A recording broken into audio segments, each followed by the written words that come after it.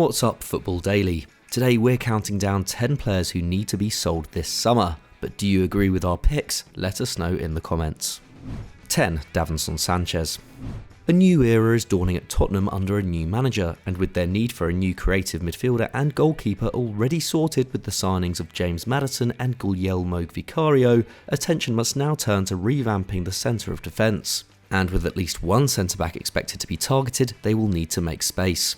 The two most obvious options are Eric Dier and Davinson Sanchez, both of whom have just 1 year left on their contracts. But with recent reports suggesting Dier is more likely to stay, it feels like Sanchez's days are numbered, and he may be able to fetch a slightly bigger fee given he's 2 years younger than the Englishman. Signed all the way back in 2017 from Ajax, Sanchez has spent the majority of his 20s in North London and yet has never truly settled as a first-team regular, making 25 league appearances just once since his debut campaign. And having made just 8 starts last term, as well as experiencing abuse from the fans, reports that the Colombia international is keen for a new challenge come as little surprise. However, Spurs will be lucky to get even half of the €42 million they invested in him 6 years ago.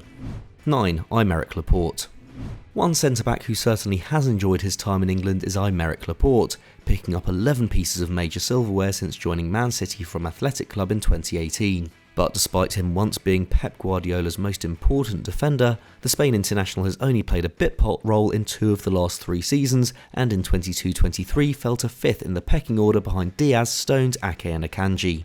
And given City's excellent selling record, plus the expected arrival of Josko Gvardiol from RB Leipzig, now seems like the right time to fetch a fee for the France-born defender. Like with Spurs and Sanchez, they will definitely have to take a loss, having paid Athletic €65 million for his services. But with 2 years left on his deal, plus the fact he remains one of Europe's best centre-backs on his day, Laporte should still be able to garner a good price in a market full of demand for defenders. Most of the interest will likely come from moneyed Premier League rivals, but aside from Liverpool, Arsenal and Man United, there is little risk in letting him join another English club. And with Juventus also rumoured a move to the Italian giants, who are looking to reassert their dominance in the face of a summer of change at Napoli, could be his best bet. 8. Callum Hudson-Odoi. More high-profile names such as Christian Pulisic and Hakim Ziyech are on Chelsea's for sale list this summer, but with his contract up next year, it's now or never for the Blues to make a return on academy graduate Callum Hudson-Odoi. The English forward, once coveted by Bayern Munich, who reportedly offered a loan move with a £70 million option to buy back in 2020, has returned from a highly disappointing loan spell at Bayer Leverkusen, and his stock has arguably never been lower. He made just 7 Bundesliga starts all season, with manager Xabi Alonso seemingly unconvinced, and at nearly 23 years of age, has topped 1,000 league minutes in a campaign just once. Given the dribbling and ball-carrying ability he has showcased in the past, it's too soon to write off Hudson-Odoi completely. But with Nottingham Forest linked, it's hard not to think that a step down is in order.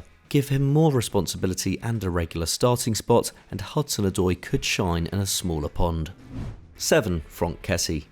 Despite only moving to the camp now from Milan last year, selling Franck Kessie this summer feels like a wise move for Barcelona. The Ivorian midfielder made just 7 La Liga starts last term, and while the departure of club legend Sergi Busquets provided the hope of more game time, Barca moved quick to secure the services of Ilkay Gundogan, leaving Kessie in much the same position in the pecking order. The latest reports suggest that he wants to stay and fight for his place under Xavi, but with the club in constant need of making sales to facilitate new signings, finding a suitor for the former Atalanta man is surely a priority, as having got him in for free, any fee will represent a profit on their investment, and Transfermarkt value him at a very decent €25 million.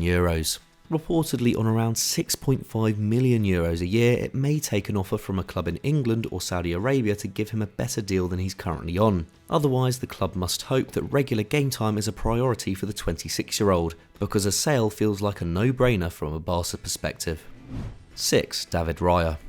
As alluded to in our previous video about players being priced out of a move, Brentford risk losing David Raya for free next year if they don't come down on their £40 million valuation of the Spanish stopper. Of course, it could still be met, with Raya a decent backup option should Man United fail to land Andre Onana, and Chelsea also linked with a move after the sale of Edouard Mendy. But if Brentford want to keep up their excellent record of buying low and selling high, then it's imperative Raya is moved on. At the time of writing, the Bees have spent over €60 million on new signings, including $11 million on Mark Flecken from Freiburg, one of the Bundesliga's most impressive keepers last term. And with a striker needed in the wake of Ivan Toney's 8-month ban, the guarantee of a sizable profit on Raya should be prioritised. After all, he was signed from Blackburn for just over €3 million in 2019. Even if they can bag £30 million, it would represent excellent business for the West London outfit. But the longer they hold off, the harder it will be to shift one of their most valuable assets.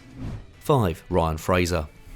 It's felt inevitable for a while now that Ryan Fraser will leave Newcastle this summer, with the winger demoted to the under-21s by Eddie Howe mid-season following reports that the manager didn't think he was committed enough to the club. And since signing in 2020, Fraser hasn't done too much to suggest he can contribute in a top-half Premier League side, let alone a Champions League one, making just 30 league starts across 3 seasons and registering just 7 goal involvements in that time, while his key passes dropped from 2.5 per 90 to just 1.4. This represents a big fall from grace for a player who was once key to Howe's success at Bournemouth, racking up more assists than anyone in the league bar Eden Hazard in the 2018-19 campaign. Tipped for a loan, Fraser may have to rebuild his career in the second tier, somewhere he hasn't been in 7 years. With Norwich and Southampton rumoured to be interested, it could be his best option.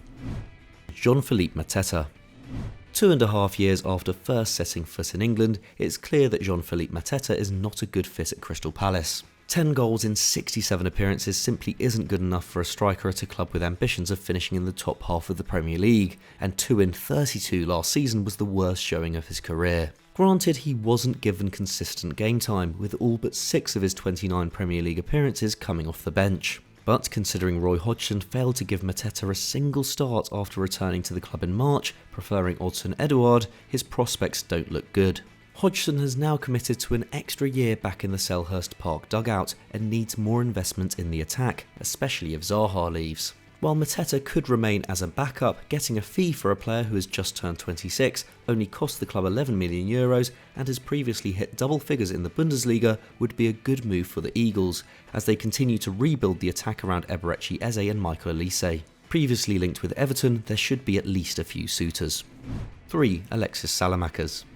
It's been a summer of upheaval at Milan, with Director of Football Frederic Massara and Technical Director Paolo Maldini out the door, star midfielder Sandro Tonali sold to Newcastle, and dressing room figurehead Zlatan Ibrahimovic finally hanging up his boots. And there is lots of work to be done. The €16 million signing of Ruben Loftus-Cheek is promising, but the Rossoneri attack is in need of a makeover, with Rafa Leao and Olivier Giroud, who turns 37 this year, the only players to hit over 6 goals in the league last term. Belgian winger Alexis Salamancas managed just 2 goals and 3 assists in 30 appearances, and at 24 is a more attractive proposition to potential suitors than 32-year-old Junior Macias. With Christian Pulisic set to sign, Samuel Chukwueze also a target, and just one non-EU place available in the Milan squad, selling both Salamancas and Macias, who is Brazilian, could free up funds and space for 2 superior attacking players. They may still need a striker in the long term, but a bigger goal threat from attacking midfield and the right would do wonders for Milan's prospects next season.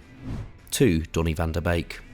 With just 11 Premier League starts since signing from Ajax in 2020 and an unsuccessful 6-month loan at Everton in the middle of them, it's fair to say Man United midfielder Donny Van De Beek is surplus to requirements at Old Trafford. There was initially hope for the Dutchman when Erik ten Hag, who had turned him into one of Europe's most effective goal-scoring midfielders during his time in Amsterdam, was hired by the Red Devils. But following a campaign in which he was given just 166 minutes of league action before a knee injury ruled him out from January, it's clear Ten Hag doesn't see a future for him in Manchester. The problem for United is how much they can make back on the €39 million they splashed out on Van de Beek, and with a goalkeeper and striker needed this summer, sales will be needed if they want to land their top targets. With a return to Ajax mooted, a move away from the Premier League feels inevitable. 1. Raul Jimenez.